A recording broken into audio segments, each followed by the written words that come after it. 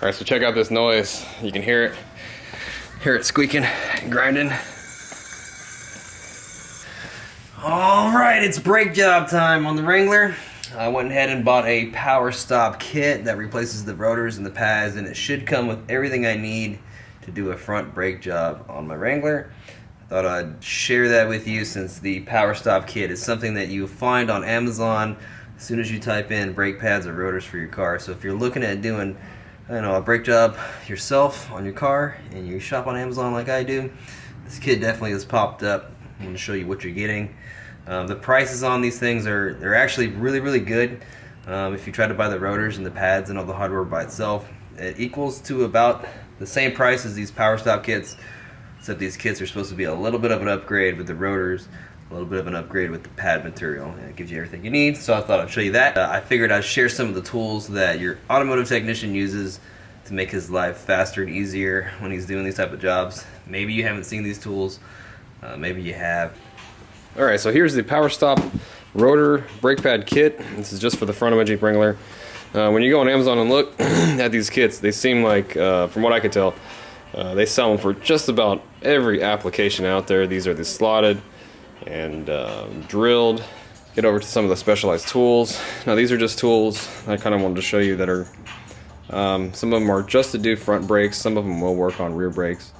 But I don't have any specialized rear brake tools if you need those in this video. This is just for the front, and this is just kind of showing you what I have to do the brakes and some things that maybe you haven't thought about buying or using. Something like this, and this is something new that I saw on Amazon that I'd give it a shot. And basically it's a brake pad spreader, and it's a style that I've never seen, and it's really inexpensive, and it looks like it'd work on a couple different style of calipers, which I'm going to do the brakes on my Tundra also, and hopefully this works. The Tundra has a different style than the Jeep. The Jeep is a dual piston and the Tundra is a 4-piston, so see how this works. This is really cheap too. It's only like 14 bucks. But I use this a lot at work, and I use this a lot at work. There's a whole bunch of tools, but this is just what I have to show you. And then some people actually use this too. Squeeze, squeeze, squeeze. Squeeze hard as you can. Alright, that's good, that's good. Which I don't. I just wanted to show it to you. So, if you have any questions, you can just hit me up down in the description or down in the comment box. But yeah, anything that you see in the video, I'll leave links for if you kind of want to try any of this stuff. But something like this is probably something that a lot of people don't know about. And it's really inexpensive. Okay, these are just some hooks, and they'll help you out as far as not damaging your brake lines and things like that. And I'll show you how these work.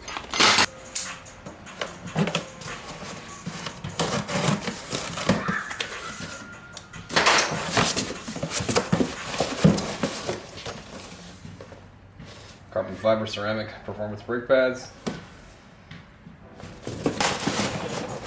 Rotors.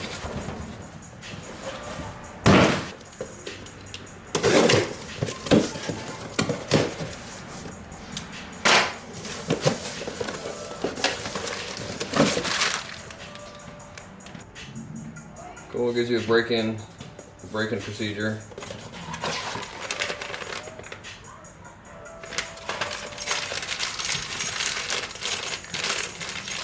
Hardware, cool. Lubricant, grease, ceramic, silicone, brake component lubricant. And it shows you where to apply it.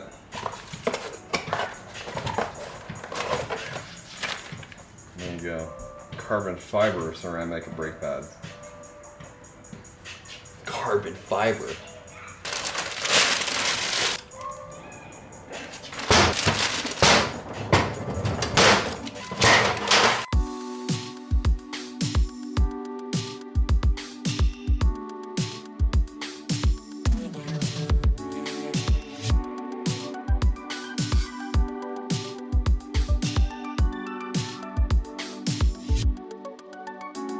So yeah, I really like the fact that it gives you the instructions on the break-in period, what you need to do as far as 5 aggressive decelerations, how fast to go, and how long to let them cool down. That's pretty cool.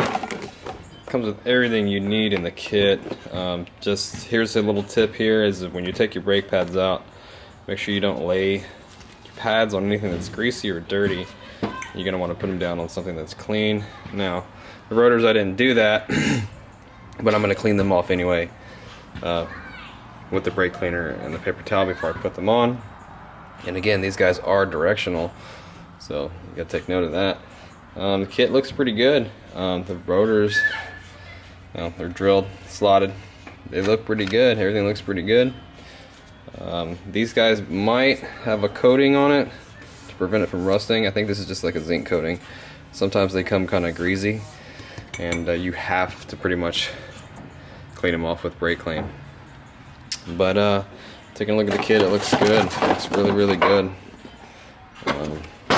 Really like the way it looks. Nothing looks cheap at all. So, new hardware, new boots, just in case your boots are cracked, and a little bit of grease. So I am going to use their grease. Next step is go ahead and jack the Jeep up. Use the jack stand, pull the wheel off, and I'll start pulling off the old rotor and the caliper.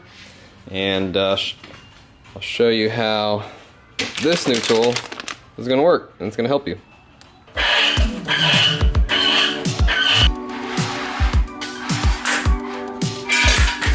Alright, so check out this noise. You can hear it squeaking, grinding.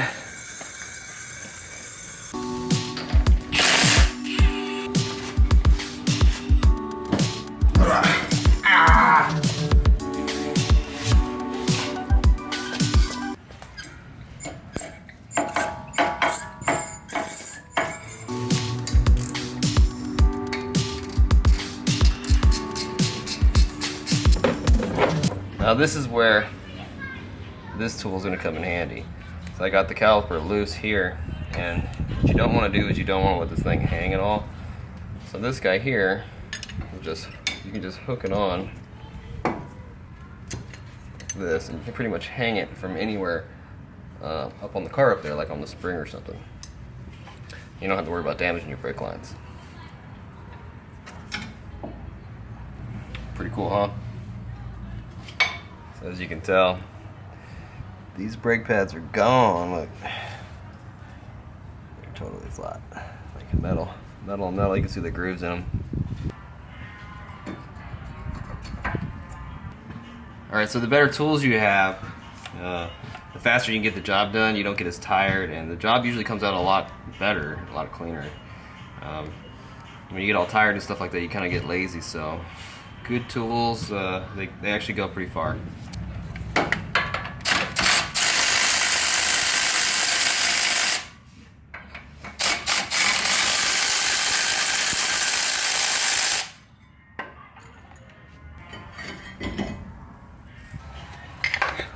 Yeah, so if you look at this brake rotor, you can see how it's all grooved up. It's really rough right here. And check out the pad. It's in pretty bad shape. But you can kind of see, like this is actually, you can feel it, it's kind of raised and it's been grinding into there. That's metal on metal right there. Alright, so if you live somewhere where there's like a lot of salt, a lot of rust, if you find that this hub is rusty, you're going to want to get your little brush here. You can spray it with some brake clean. You're going to want to make sure this surface here is as flat as you can get it, nice and clean.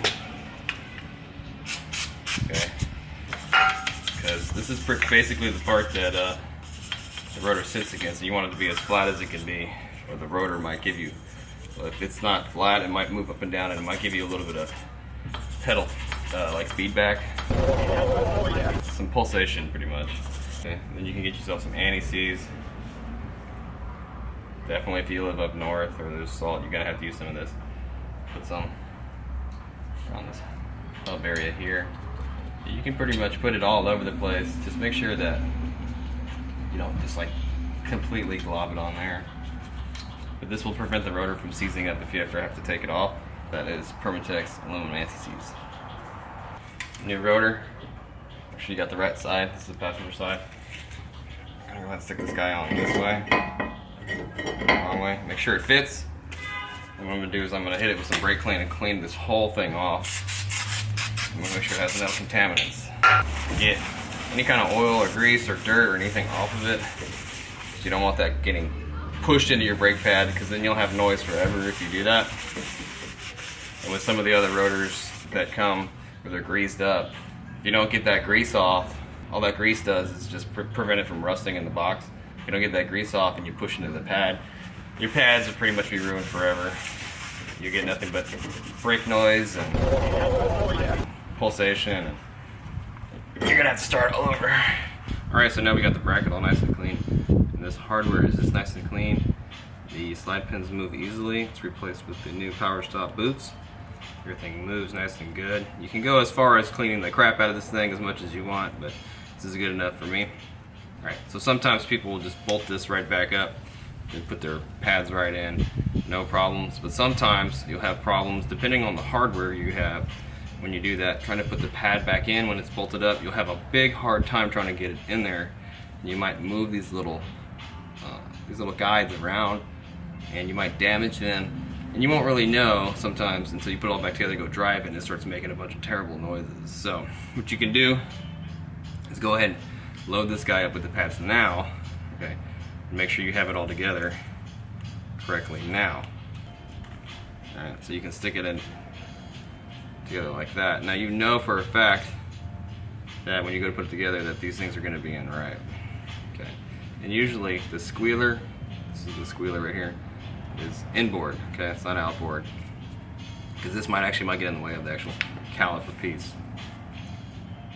And again, you don't want to get the brake pad surface dirty at all, so just be careful how you handle it.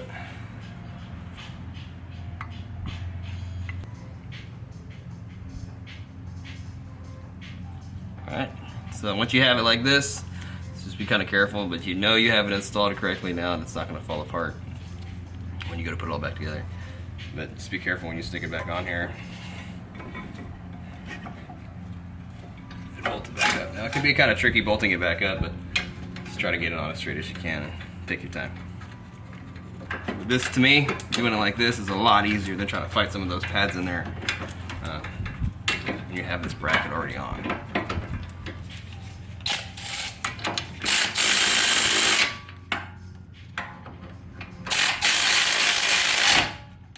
Alright, now here comes the fun part with the tools, the special tools, and it has to do with squishing or compressing this piston back in so you can fit it over the pads. So at work I use this for the majority of things, okay, and the way it works is it has a little button back here on the back that allows you to move this, okay. What you're going to do, move it all the way in, stick it right here like this, and you're going to need an old brake pad to stick right here. Get you an old brake pad.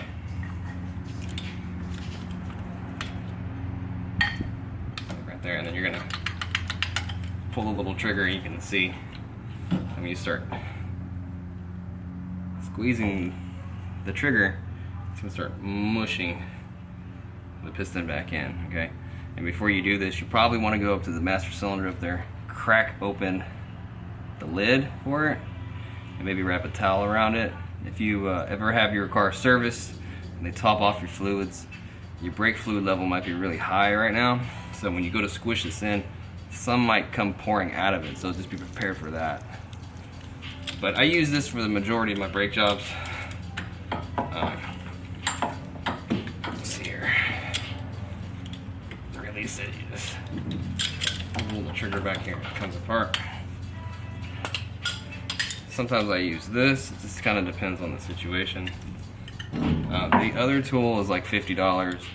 These are like $18, but you're gonna need 2 brake pads to use this one. Stick your brake pads in there. Stick this here. Stick this in here like this. Turn the little knob.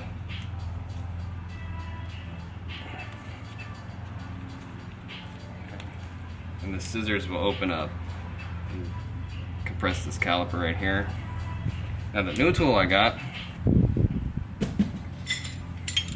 is this guy right here, which it's all the same thing pretty much, you know. Gonna end up turning this thing, turning it inward. you stick this in and turn it. It spreads open. And really the reason why I'm using brake pads is because of these gaps, and you don't want to put any tools on the actual piston itself because this thing's real fragile and it can crack. What I like about this tool is that it has this handle that you can use. You can put a socket here on the end of it, or you can just put the ratchet directly into it. That's pretty cool. Sometimes these things are pretty hard to wind up.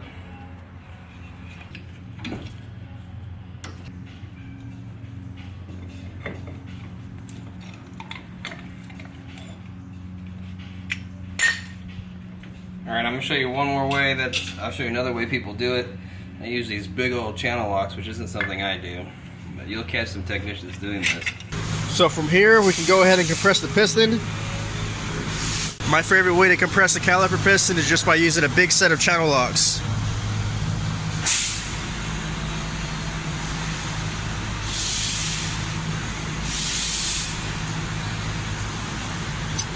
Catch some technicians doing this. You need the big ones, alright? I'll open them up nice and wide. I'm gonna go over here like this. And I'll actually squeeze these guys back down. I mean, you can do this in a pinch, I guess, but it's not something I do, but I've seen it done.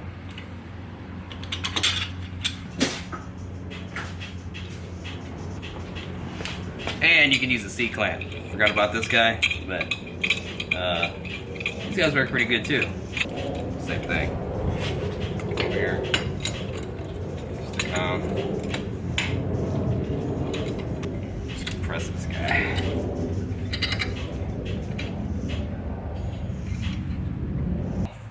Alright, I got the piston pushed back in. Slide this guy on here. Place these bolts.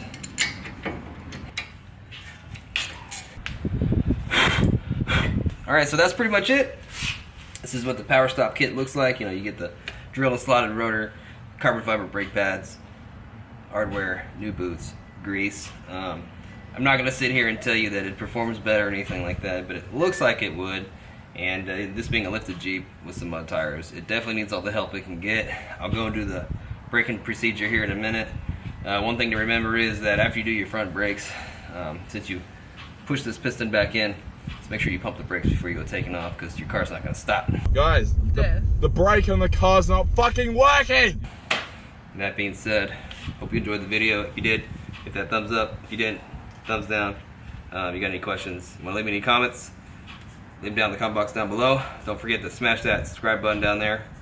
Really do appreciate it if you do that. And you guys take care, be safe. Have a great weekend. Later. And oh yeah, don't forget to check out the links if you want to get anything. Later.